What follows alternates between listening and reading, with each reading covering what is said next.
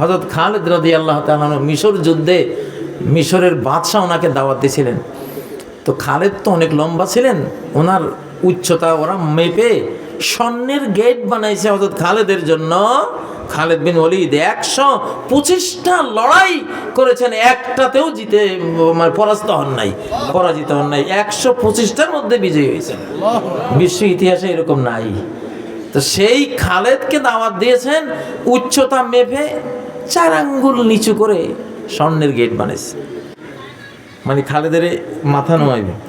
তো বেঈমানের তার টার্গেট করা গেট, এখানে মাথা নোয়ানো কিন্তু সিঁড়ি, কারণ এখানে সে মাথা নোয়াইবার জন্যই করা হয়েছে। সে তো আমার সামনে মাথা নোয়াইতো না, এখন আমি এমন সিস্টেম করব বাধ্য হবে মাথা নোয়াইতে। সাহাবীরা তো আবার তাওহীদ সচেতন মানুষ, উনি তো একবারে মাথা টান টান করে আসতেন, দেখি যে কপালে ঠেকছে, এই ভাঙ্গো। ওনার সাথে যে সৈন্যবাহিনী ছিল একেবারে তলোয়ার দিক ঘুরে দিয়েছে, সামনে মাথা উঁচু করে গেছে। আল্লাহু আকবার। বাদশা খেপে গেছে, খালিদ আয় আজকে তোর আজকে শেষ দিন। দরবারে এরকম পর্দার চারপাশে আড়ালে হের সেনাবাহিনী রেডি করে রাখছে যে আমি হাততালি দিলে সঙ্গে সঙ্গে ঝাঁপাই পড়ে খালিদের কল্লা ফেলে দিবা।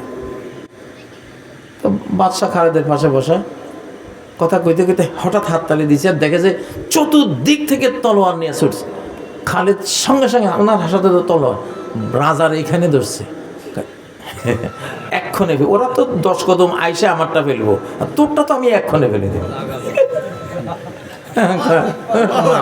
আল্লাহু আকবার, নারায়ে তাকবীর, লিল্লাহে তাকবীর। এখন তাওহীদের দরকার, একত্ববাদের দরকার। তাহলে আমরা শিরিক করব না, কি